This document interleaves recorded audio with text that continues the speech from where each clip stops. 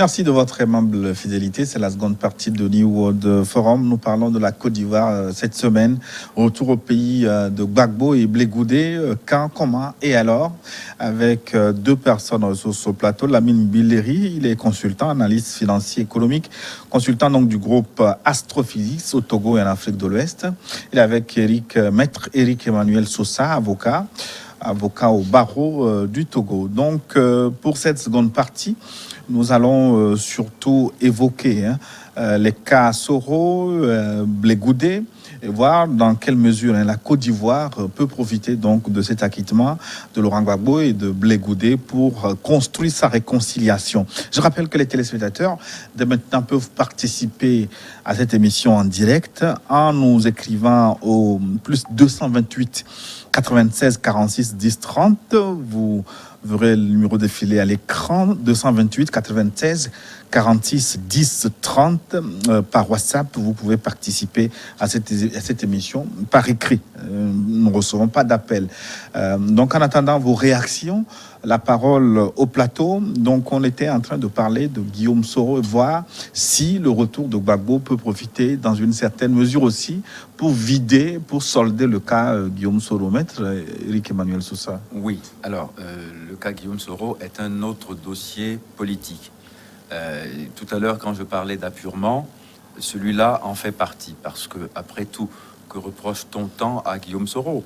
Il y a finalement dans tout ça que des problèmes politiques aussi, parce que à chaque fois on instrumentalise la justice, et là dans le cas de Monsieur Soro, c'est tellement flagrant que la Cour africaine des droits de l'homme et des peuples a condamné la Côte d'Ivoire par 3 arrêts, lui enjoignant d'adopter des comportements que le gouvernement de Côte d'Ivoire se refuse d'adopter. Donc, il va falloir que on considère sérieusement ce cas. Si on veut une réconciliation, il faut qu'elle soit totale. Elle ne doit pas se faire uniquement qu'entre anciens adversaires. Elle doit se faire aussi entre anciens alliés qui, à un moment donné, se sont un peu chamaillés, on va dire ça comme ça. Parce que, écoutez, Monsieur Soro a rendu de fiers services au régime actuel. Je crois que c'est lui qui a préparé... Premier ministre et puis président de l'Assemblée nationale. C'est lui qui a préparé le fauteuil dans lequel l'actuel président est assis. Tout le monde le dit, mais bon, personne n'en a apporté les preuves matérielles. Écoutez, quand même, c'était le premier porte-parole des Forces Nouvelles. C'était lui qui les défendait à Marcoussis. C'est lui... Il a quand même été dans le gouvernement de Laurent Gbagbo, donc ça veut dire qu'il a été Premier ministre de Laurent Gbagbo. Oui, il a été Premier ministre de Laurent Gbagbo et il a été à ce niveau-là capable de parler avec des gens qui ne sont pas de son bord politique. Il a été président de l'Assemblée nationale, donc il a des aptitudes évidentes à être un rassembleur. Donc c'est la raison pour laquelle je dis, on n'est pas en train de faire du jeunisme, mais quand même, il faudrait qu'on laisse un peu plus d'espace d'expression à cette force vive-là qui va décidément faire de la politique autrement. Je ne comprends pas que, quels que soient par ailleurs les ressentiments que certains peuvent avoir sur sa personne, qu'on laisse un talent politique comme celui de Guillaume Soro en train de pourrir en exil. C'est pas possible.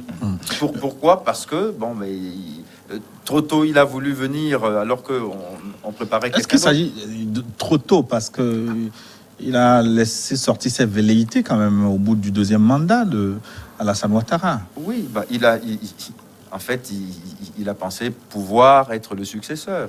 Oui, mais vous avez dit trop tôt. Est-ce que c'était trop tôt? Oui, mais enfin, la temporalité dans ce genre de situation, elle ne dépend pas forcément de vous. Elle dépend de celui qui a le pouvoir de vous mettre à la place. Oui, mais c'est là que le bas blesse, Lamine Billeri, à mon avis. Une fois encore, c'est une parenthèse que nous ouvrons là. C'est le monde de dévolution du pouvoir. C'est cette machine qui n'est pas très bien huilée. Mais une fois encore, on constate que c'est au moment où Alassane Ouattara devrait passer le témoin que les rivalités se sont encore exacerbées là-bas en Côte d'Ivoire. Vous savez, la question que vous évoquez me pousse à ouvrir une petite parenthèse, si vous permettez, pour vous conter un mythe. le mythe d'Ulysse dans la mythologie grecque. Je vais faire vite.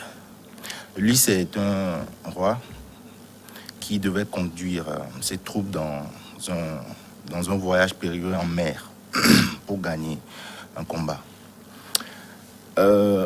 En pleine traversée, il y a la présence des sirènes. Les sirènes, ce sont des créatures à demi-moitié femmes et à demi-moitié poissons, qui pouvaient donner des chants d'envoûtement.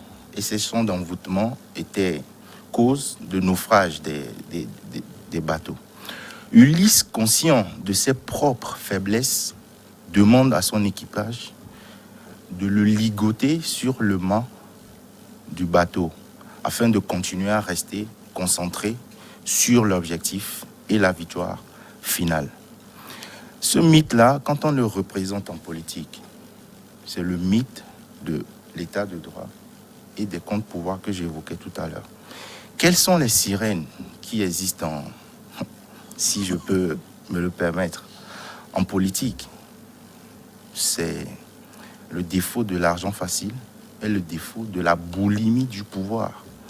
C'est-à-dire, à un moment donné, vous en avez tellement. Et lorsque il n'y a aucun mécanisme pour vous protéger, pour protéger d'abord le peuple des abus et vous protéger vous-même, dirigeants, de vos propres faiblesses, ça conduit à la dérive.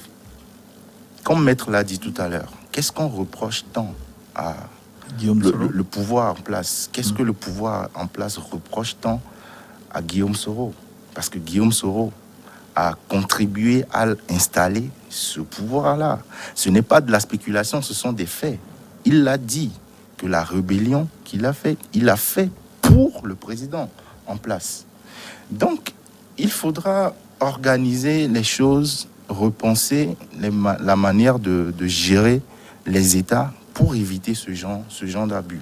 Encore une fois, c'est une occasion pour le président Alassane Ouattara, comme il le dit souvent, de se mettre au-dessus de la mêlée. C'est lui le père de la nation, c'est lui le président.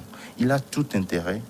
De la même façon, il accueille finalement, sans avoir réellement le choix, Laurent Gbagbo et Blé Goudé. C'est de la même façon, il a intérêt à être proactif cette fois-ci, à user d'une sagesse politique qu'il traîne depuis des années, à faire entrer Guillaume Soro. Guillaume Soro, c'est son fils en politique. Comme il aime là, il appelait mon fils, Guillaume Soro.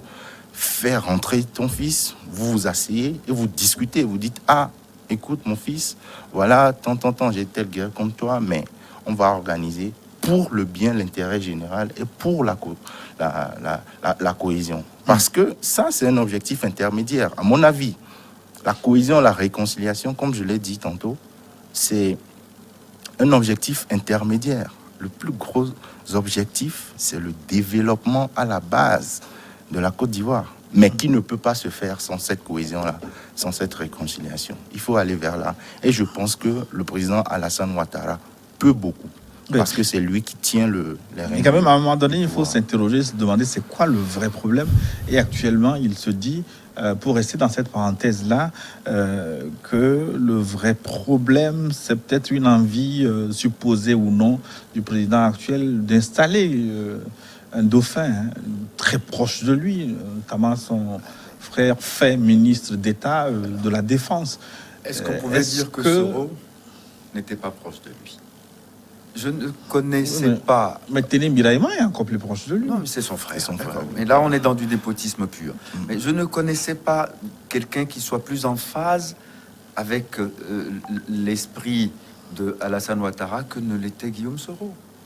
Et puis finalement, on ne sait pas quelle est l'origine de leur brouille, mais ça fait partie de l'intime. On n'a pas besoin d'y aller. Mais en observateur externe, on est quand même obligé de constater que c'est un beau gâchis et que finalement, le tort est fait par le plus grand au plus petit.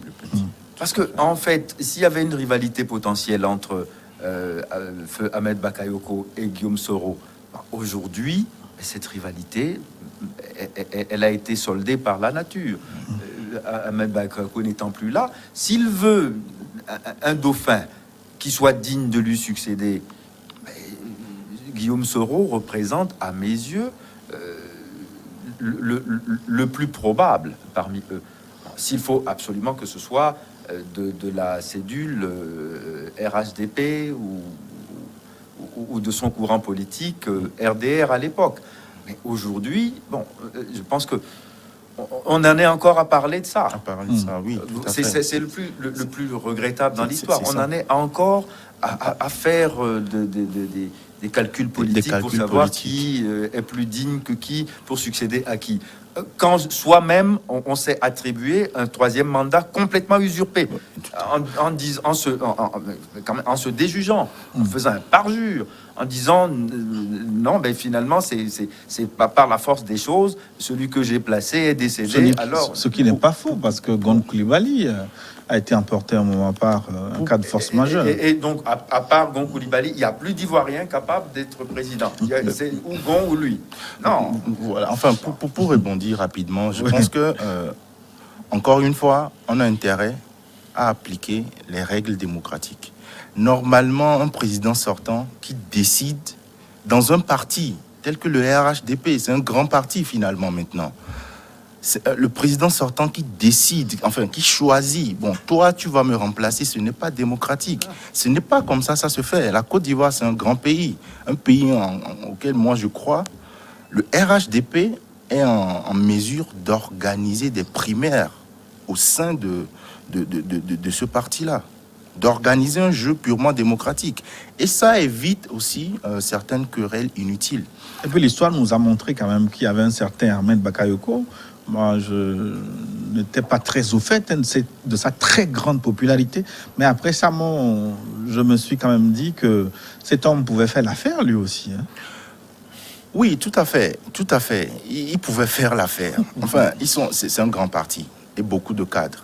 Ils sont nombreux à pouvoir faire l'affaire. Et c'est justement ça. Mais les hommes d'État ne sont pas très nombreux quand même, il faut le dire. Hein.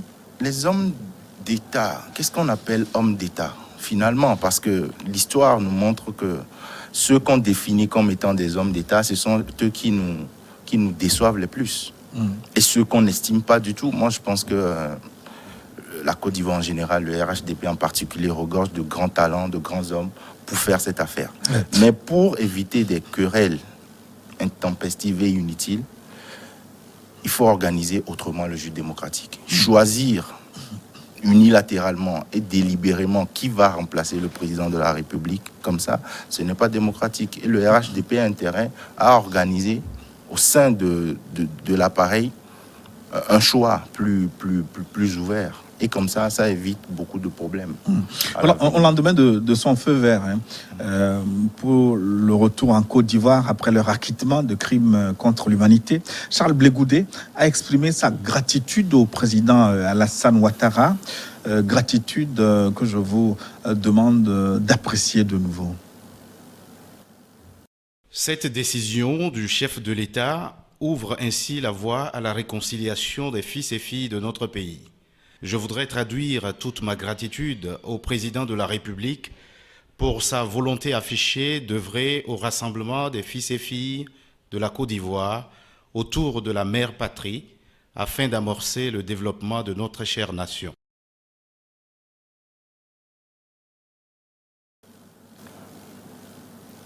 Oui. Alors, Charles Blé Goudé, sa gratitude au président Ouattara. Gratitude stratégique où Blé Goudé est-il allé trop vite en besogne, selon vous, maître Emmanuel Sosa? Mais non, appelons ça de la politesse africaine. Écoutez, c'était pas si évident que ça. Il faut dire aussi que son statut est différent de celui de Laurent Gbagbo, qui était ancien chef d'État. Et lui n'est que ancien ministre. Et son cas est à chaque fois à différencier de celui de Laurent Gbagbo parce que ce qui lui est reproché, à lui en particulier, c'est un certain activisme politique qui l'a fait tenir par une partie de l'opinion pour un bout de feu, pour quelqu'un qui avait cette propension à enflammer et finalement à, on va dire, activer les feux de la crise, quoi, de la guerre. Donc c'est pour cela. Donc s'il exprime de la gratitude, je pense que il est dans une geste politicienne et humainement tout à fait compréhensible, parce que quoi, il va quand même pas le remercier du revers de la main. On te dit, bah, il est peut-être en train de préparer aussi la grâce ou l'amnistie. Tout ça est possible. Parce que, honnêtement, même s'ils ont été tous les deux, ceux qui ont été envoyés et jugés à la CPI, ils n'ont pas, lui et Laurent Gbagbo, le même statut politique et ils n'ont pas la même carrure sur le terrain. Ça, il faut bien le dire. Mais bon, c'est encore un jeune politicien plein d'avenir. Qui rêve de devenir président de la République en Côte d'Ivoire. Comme des millions d'Ivoiriens le font tous les matins. Chacun se rêve président. Vous savez, la démocratie, c'est ça. C'est-à-dire que en fait, chaque fois que le chef de l'État dit quelque chose, il y a plusieurs millions de chefs d'État qui pensent que il a tort ou il a raison, ou qui peuvent mieux faire que lui. On dit que c'est au pied du mur qu'on reconnaît le maçon. Et la plupart du temps, vous avez parlé tout à l'heure des hommes d'État. Et oui, beaucoup pensent que la fonction seule suffit à faire de vous un homme d'État. C'est-à-dire que vous êtes quelque part dans un bureau où vous avez milité ardemment dans un parti et on vous désigne, on vous confie des responsabilités et vous vivez comme un homme d'État. Non, ce n'est pas ça. Il y a des gens qui, toute leur vie, se sont battus pour un idéal. Et quand ils sont devenus chefs d'État, on les a vus mais vraiment décevoir de la façon la plus contristante possible, parce qu'on pensait que c'était des hommes d'État. Venus au pouvoir, non. Et j'ai bien aimé votre analogie à Ulysse. C'est vrai, Ulysse avait comme objectif premier de retourner à Ithaque. Il a résisté même à Calypso. Et beaucoup de nos chefs d'État ne sont pas capables de résister à Calypso. Calypso, c'est tous les attraits du pouvoir, ce que ça donne jusqu'à l'ivresse, c'est-à-dire que vous êtes demi-dieu dès que vous êtes ministre, et quand vous devenez président, vous êtes plus que Dieu lui-même. Donc à partir de ce moment-là, vous n'avez plus de limite humaine. Et c'est ça qui fait qu'on n'a plus d'homme d'État, en fin de compte. Parce que être homme d'État, c'est d'abord une certaine humilité. Humilité vis-à-vis du plus petit des citoyens. C'est-à-dire que chaque action que je le prends dans l'intérêt de tous, mais surtout dans le souci du plus petit. C'est lui que je dois sortir de sa petitesse. C'est à ce moment-là seulement que je suis un homme d'État accompli. Mais il n'y a pas d'école pour apprendre ça. C'est pas dans les universités qu'on apprend ça. C'est des tempéraments. Vous les avez ou vous ne les avez pas. On a beau vous donner tous les moyens possibles, tous les milliards du monde, et vous équiper de tous les crânes possibles. Si vous ne l'avez pas, vous ne l'avez pas. Lamine Billeri, sur la communication politique de Charles Blé Goudé, le ministre de la Rue. Oui, je vais simplement abonder dans le sens de maître pour dire que d'abord, Blé Goudé, c'est un homme politique connu. Hein. Il a toujours fait ça. Et puis, on ne peut pas demander une chose à quelqu'un et faire son contraire. Il a toujours appelé le gouvernement, il a toujours appelé le président à des actes d'apaisement, à des actes de décrispation.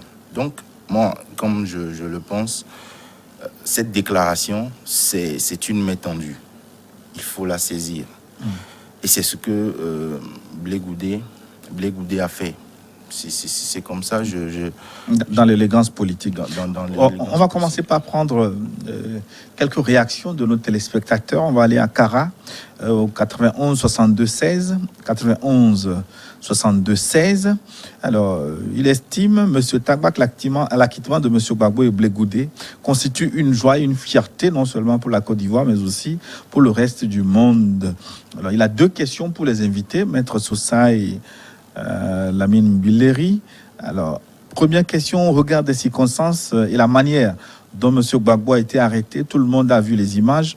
Ne doit-il pas bénéficier d'une réparation morale due à son rang quand il avait été vraiment humilié ce jour-là?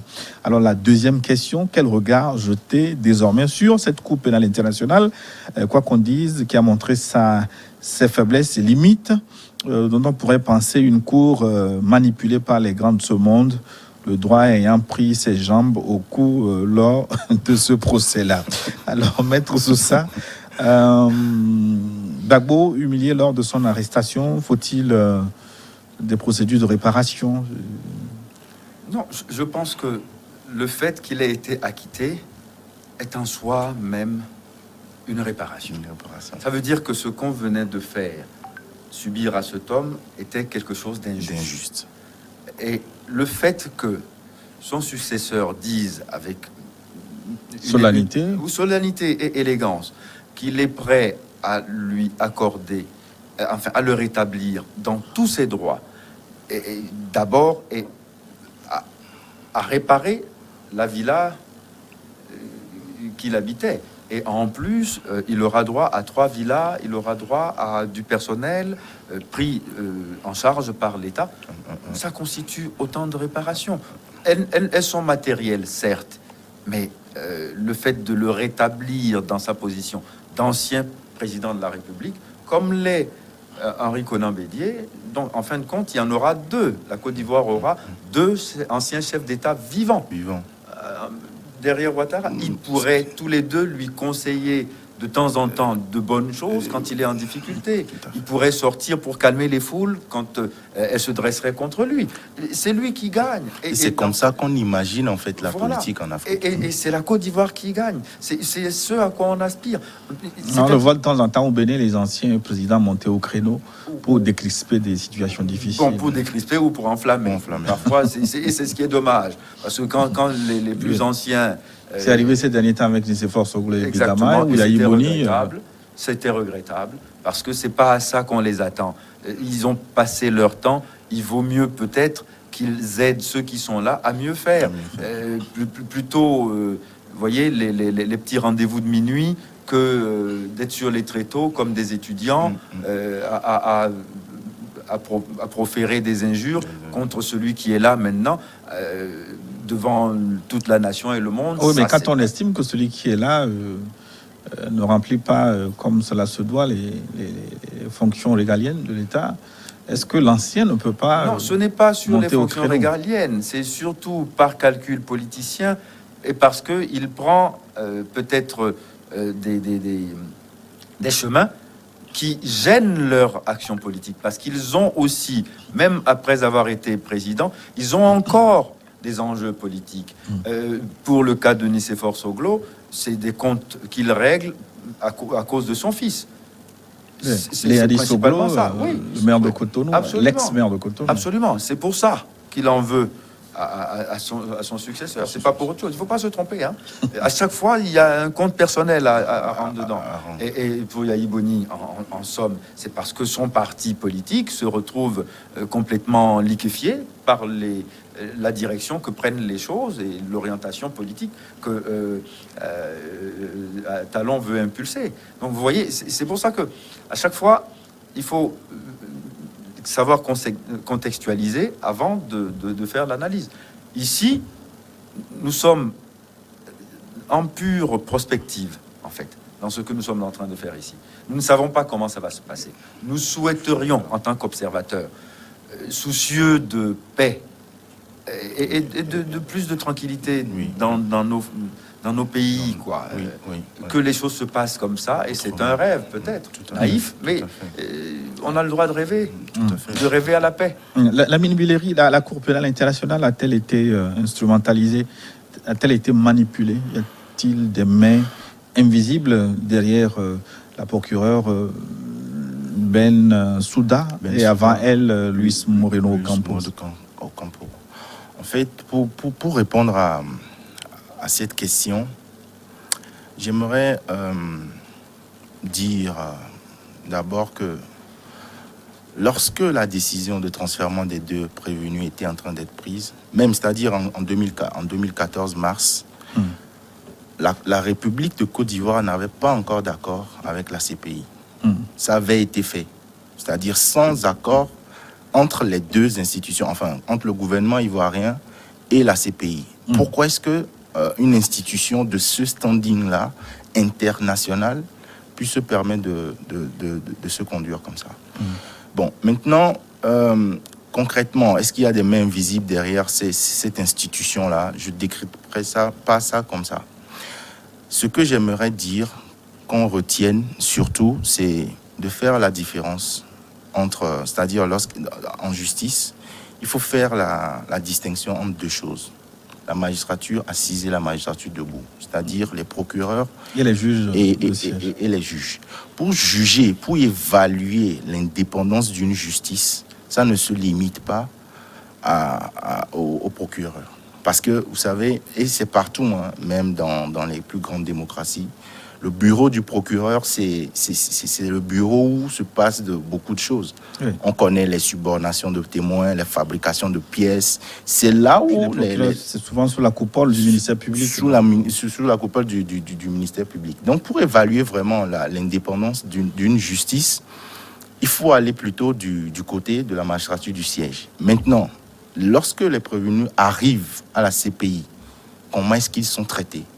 Eux-mêmes, ils le disent, c'est pas de la spéculation. Ils disent qu'ils ont été traités humainement. Comment les conditions du procès se sont déroulées? Les avocats disent que c'est l'une des rares fois, contrairement aux cours africaines, qu'ils ont l'impression que leur plaidoyer est entendu par un juge, que les juges ne sont pas venus avec des décisions pré-rédigées, par exemple. Donc, les conditions, à mon avis,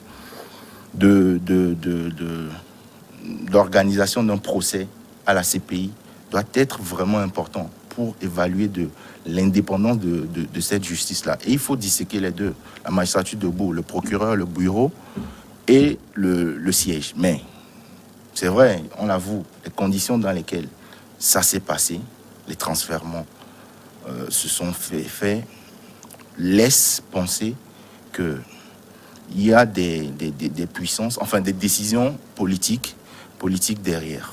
Donc, en un mot, le transfèrement est politique et le jugement professionnel. Mais les juges sont intraitables. C'est-à-dire, quand vous lisez les décisions judiciaires des juges de la CPI, que ce soit le premier acquittement en 2019, janvier, que ce soit l'acquittement définitif, mais c'est des décisions extrêmement documentées, sans embâche et claires, basées uniquement sur le droit. Ce n'est pas de la politique. Bon, eux, ils prennent des décisions et vous faites de la politique après. Okay. Mais c'est purement politique. Okay. Mais tout ça, très rapidement, un avis d'avocat sur le sujet. Absolument. Pour abonder dans son sens, il fait une analyse tout à fait juste de la situation. C'est vrai, la décision de transfèrement est une décision politique. Le fait pour le parquet de la CPI d'accepter le transfèrement alors que la Côte d'Ivoire à l'époque n'était pas État partie est une décision politique. Maintenant, il s'agit de juger. C'est-à-dire que en fait, les juges du siège, on leur amène quelqu'un. C'est l'accusation qui se charge d'emmener la personne. C'est l'accusation qui réunit les charges. C'est l'accusation qui définit en quelque sorte les modalités de la comparution. Donc la personne vient. On vient dire que lui reprochez-vous? À ce moment-là, ils ne savent rien. Que lui reprochez-vous? Vous présentez votre dossier. Ah bon? Monsieur a une défense. Que dit la défense? La défense oppose ses arguments à ce que l'accusation développe. Et les juges apprécient en disant, nous pensons que l'accusation a raison ou la défense a raison. Donc là, les juges du siège sont totalement indépendants, alors que le parquet est souvent sujet de manipulation politicienne. On l'a vu, mais même dans le dossier de Jean-Pierre Bemba, c'était à peu près la même affaire. Mais pourquoi ont-ils perdu à chaque fois? L'accusation a perdu. Parce qu'on a sauté sur quelqu'un qui avait la tête de coupable, on l'a présenté hâtivement comme le coupable. Et puis quand les juges indépendants, en toute indépendance, apprécient, ils disent non, mais écoutez, vous n'avez pas réussi à nous convaincre. Il peut y avoir une autre hypothèse, la difficulté de réunir les preuves. On ne peut pas lorgner de ce côté-là. C'est bien ça le problème. Vous ne pouvez pas faire procès à quelqu'un, l'accuser de choses aussi graves, crimes de guerre, crimes contre l'humanité, si vous n'avez pas les preuves. Si vous ne les avez pas, il n'y a pas procès possible. Donc on ne peut pas non plus déduire l'existence de la culpabilité du fait qu'il y a eu des victimes qui ont été massivement estropiées ou tuées. On voudrait finalement faire du sensationnalisme judiciaire. C'est-à-dire qu'en fait, on juge sur l'émotion. Mais regardez les gens qu'on vient de présenter. Ils ont été massacrés, tués. Mais il faut bien qu'il y ait un coupable. C'est lui. Non. Parce que en justice, que ce soit clair, il ne s'agit pas de ce qui est vrai ou de ce qui est faux. Et de ce qui est documenté, ce qui est prouvé. De ce qu'on peut documenter et de ce qu'on peut prouver. Si vous pouvez le prouver, d'accord. Mais si vous ne pouvez pas le prouver et que vous voulez faire, comme Maître l'a dit, du sensationnalisme judiciaire, voilà, écoutez, il y a 3000 victimes, il y a ceci, cela, donc condamné. Non, c'est pas comme ça, ça marche. Et pour répondre à la question de l'auditeur, la première partie, Maître a tout dit, je veux pas en rajouter, mais l'autre partie, c'est que les détenus, enfin les ex-détenus, peuvent demander des réparations à la CPI. Peuvent demander des réparations à la CPI. Parce il me semble que Charles Blé Goudé, lui, il veut en demander. C'est-à-dire, oui, ils peuvent demander, c'est son droit le plus absolu. Jean-Pierre Bemba, comme on l'évoquait tout à l'heure, avait demandé 26 millions d'euros en dédommagement, c'est vrai. Il a été débouté de ça, mais ils peuvent demander ça. Parce que vous retenez quelqu'un en prison depuis 2011. En 2021, vous lui dites finalement qu'il est acquitté. Les preuves fournies ont été extrêmement faibles. D'une extrême faiblesse. Donc, à un moment donné, il va demander réparation. Mais maintenant, entre la demande et l'acceptation, il y a beaucoup de choses qui peuvent rentrer en... Justement, ça tombe bien sur cette question. 92 10 32, 92 10 32, que dit-il ? Si Gbagbo est non coupable de crime en marge des élections de 2010, qui pourrait l'être alors? Le coupable serait-il difficile à trouver? De plus, si Gbagbo a été acquitté si facilement, est-ce que ce n'est pas parce que des gens ont la garantie qu'il ne va plus s'aventurer sur le terrain politique, du moins contre Ouattara? C'est Jean Panouzi qui nous pose la question. Alors, une question de devin. Maître Sosa, si Gbagbo n'est pas coupable, si c'est pas Kofi, c'est Kodjo. C'est ce qu'on venait de dire tout à l'heure. Il a la tête de coupable parce qu'il a perdu, des élections. C'est tout. Il était président. C'est sous sa présidence que les choses se sont passées. Et comme il a perdu les élections, c'est lui le coupable. Alors, si ce n'est pas lui, c'est qui alors? Écoutez, je suis en train de vous expliquer que la crise qu'on dit post-électorale, en fait, était une crise qui était beaucoup plus ancienne que ça. Et que, crise. En fait, c'est une vieille crise qui a trouvé son apogée malheureuse après les élections. Tout à fait. Et donc, finalement, on l'a appelé la crise post-électorale. Mais il y avait déjà, je me souviendrai toujours de cette caricature de Laurent Gbagbo prêtant serment sur un tas d'os. On avait appelé ça les victimes de Yopougon. Bon, il y avait déjà ça. Donc cette crise-là, en fait, elle est allée crescendo et elle a connu son explosion finale après les élections. Et finalement, on vient dire non, mais il faut se limiter uniquement à ces faits-là. Non, mais attendez. Quand la Côte d'Ivoire était coupée en deux, que les forces armées ivoiriennes ne pouvaient pas dépasser Bouaké, il se passait rien dans le Nord? Personne n'est mort là-bas? Douékoué, c'est qui? Le peuple Oué. C'est qui? C'est pas des victimes? Il y a 800 morts. Il faut trouver les responsables. Ceux-là, on les dissocie des 3000? Il faut quand même être sérieux. Il faut trouver les responsables. Écoutez, le transfèrement de Gbagbo à La Haye a été un acte politique. Mais la justice a rectifié les choses en disant que c'est pas comme ça que ça devait se faire et que s'il y a une crise, c'est pas ceux-là qu'on devait faire venir devant eux. Je pense que là, au moins, la messe est dite et elle a été bien comprise. Si j'en crois les conséquences que le président Ouattara en tire. Donc, acceptons-en l'augure et souhaitons que de tout ça, on fasse un ciment pour construire la paix. Mais la question du téléspectateur est claire, c'est qui le coupable? Ou faut-il chanter tout le monde est coupable en fait, dans cette affaire-là? Sur le plan juridique, on ne fait pas nécessairement, si ce n'est pas du Kofi, c'est du Kodjo. On fait exactement ce qu'on peut prouver. On sait qu'une crise a opposé principalement deux camps. Un camp a été acquitté. Il faut rechercher, il faut questionner l'autre camp. Et s'il s'avère que ce camp aussi est acquitté, alors il faut rechercher le vrai coupable. Ce qui est sûr, il y a un coupable de ce qui s'est passé en Côte d'Ivoire. Et pour répondre à la deuxième partie de la question par rapport au retrait de M. Gbagbo de la vie politique. Son acquittement a été négocié en quelque sorte. C'est-à-dire que non, l'acquittement n'a pas été négocié. C'est-à-dire on a eu droit à un procès sérieux. Vous savez, avant même de dire qu'il y avait une faiblesse des preuves, le procès avait été ajourné et renvoyé. Oui. Dans un premier temps, le procès avait été ajourné pour dire que si c'est pour ça que vous nous réunissez ici, non, allez revoir vos copies. On avait déjà dit ça au procureur. Et ils sont revenus pour une deuxième fois pour dire que non, bon, finalement, il n'y a rien dans ce truc-là, rentrez chez vous. Donc, ce n'est pas négocié.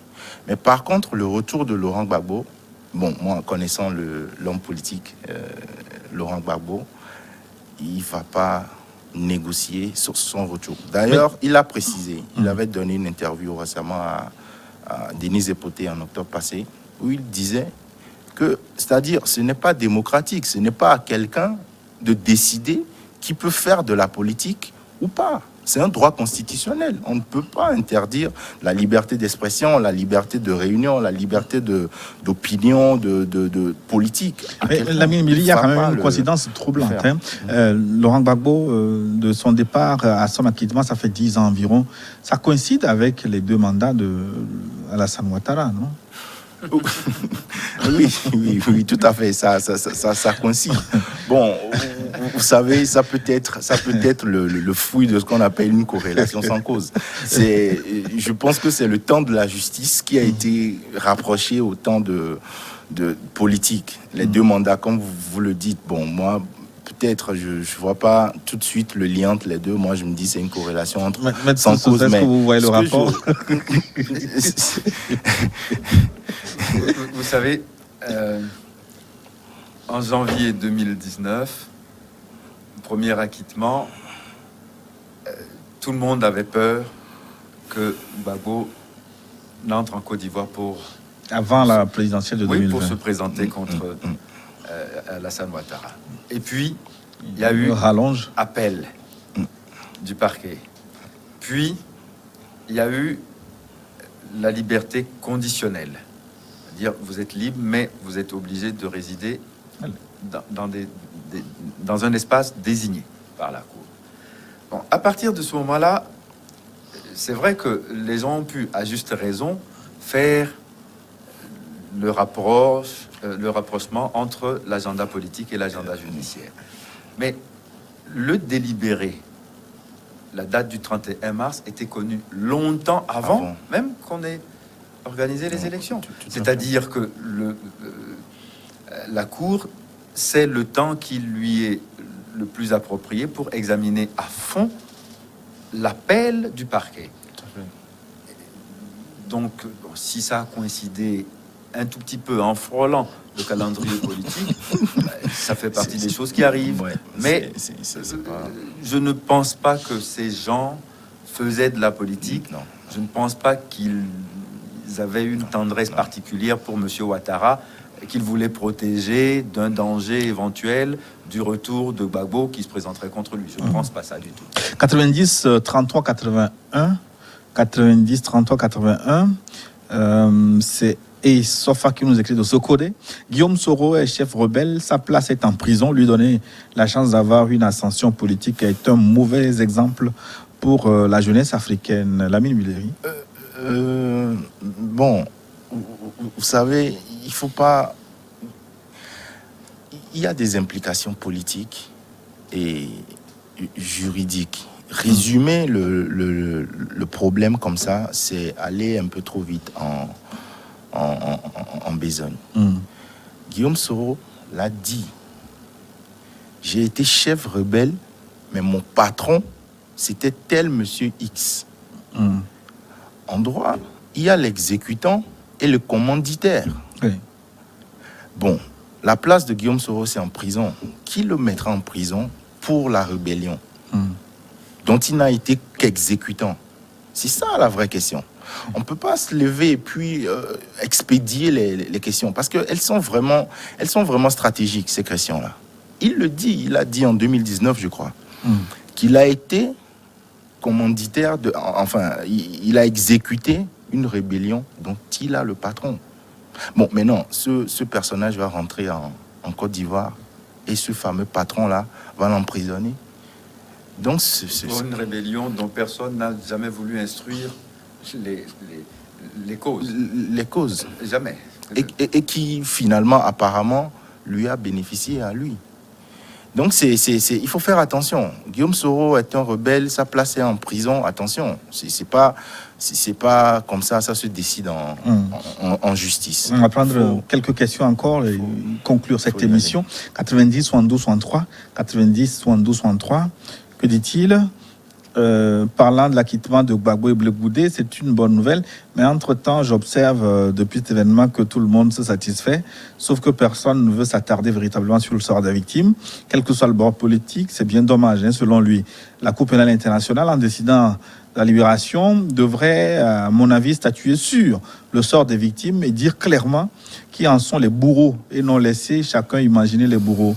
En clair, pour moi, eh bien, Ouattara, Gbagbo, Soro, Blegoudé, Bédié, tout ce monde dans le même sac devrait être en prison à la CPI, mais en Côte d'Ivoire où ils ont massacré des ignorants de la politique. C'est Aimé qui nous écrit. Sa solution est bien simple. Expéditive. Expéditive. Hein. Expéditive. Très rapidement. Malheureusement, ça ne se passe pas comme ça. Et nous sommes, qu'on le veuille ou non, dans l'arène politique, où les choses ne se passent pas comme partout ailleurs. C'est Saint-Just qui disait tous les arts ont produit leurs merveilles, l'art de gouverner ne produit que des monstres. C'est comme ça depuis la nuit des temps. Vous savez, Machiavel, quand il analysait le comportement de la vie politique de Rome, ne partageait pas du tout ce qui s'y passait. Mais il n'a fait que le décrire et nous donner à voir comment est-ce qu'on conçoit et on met en jeu des moyens pour gouverner et durer au pouvoir. Bon, c'est un peu ça ce qui se passe. La rébellion, elle a servi à ça, elle a servi à la conquête du pouvoir, et après tout ce qui a été organisé a servi à maintenir le pouvoir. Maintenant, il faut que le pouvoir passe entre d'autres mains, mais ce n'est pas à ceux qui sont là maintenant de décider de quelle main il s'agit. C'est au peuple ivoirien. Et Gbagbo le disait avec un humour qui le caractérise, le fauteuil là, il a un patron. Il est vide, mais il a un patron. Il est un propriétaire. À la mine, la dernière question en quelques mots. 91, 31, 96, 91, 31, 96. Vraiment, que Gbagbo, il est content que Gbagbo ait été acquitté. Quelle est la réalité des urnes? Parce que Gbagbo refusait de reconnaître la victoire du président Alassane Ouattara. Bon, est-ce que c'est décent de reparler de cette élection? Est-ce qu'il faut rechercher encore le sexe des anges? En fait, la question est tellement... Vous savez, le dossier là est clos. Le dossier là est clos. Et clos est fort clos. Et fort clos. Mais s'il faut parler de ce sujet, ce n'est pas sur les... Enfin, ce n'est pas en dehors d'un tribunal. Si on veut juger des gens par rapport à la crise post-électorale, là, on parlera des élections. Mais là, actuellement, ce qui se joue... Et puis, il y a eu 2 élections après celle de 2010. Exactement. Qui a gagné, qui n'a pas gagné, on aurait dû le savoir en 2010 ou en début 2011, lorsque le président sortant demandait au recomptage des voix. Oui. Mais je pense que ça, c'est... On va prendre 30 secondes pour conclure cette émission. Quel peut être l'avenir politique de la Côte d'Ivoire, de M. Gbagbo et de Charles Blegoudé, de retour désormais? Comment voyez-vous les choses en 30 secondes, maître Éric Emmanuel Sosa? En 30 secondes, je dirais que on profite de cette occasion pour vraiment faire la paix en Côte d'Ivoire, parce que on ouvre de vieilles plaies à chaque fois, alors qu'elles étaient en train de cicatriser tranquillement. Et maintenant que l'occasion est offerte de se tendre la main, il faut prendre la main tendue et aider l'autre à faire le deuxième pas quand il a fait le premier. Merci, maître. Merci infiniment. Lamine Billeri? Oui, je dirais très simplement qu'il faudrait que la classe politique, dans sa globalité, se rassemble autour de la cohésion nationale. Dans la déclaration de Blegoudé vers la fin, il a dit « pour qu'afin le développement soit amorcé, parce que c'est le plus important, qu'ils s'asseyent, qu'ils discutent, qu'ils construisent une cohésion nationale pour enfin dessiner le destin d'une prospérité partagée. Merci à vous deux pour votre participation brillante à cette émission. Nous remercions les téléspectateurs aussi de leur aimable attention et nos techniciens pour leur concours. Magloire Adoko a suivi la réalisation technique. Au studio, nous avions bénéficié de l'assistance de François Nam et de Sylvain Adjibli. Merci à vous. On se retrouve la semaine prochaine pour un autre thème d'un New World Forum. À très bientôt.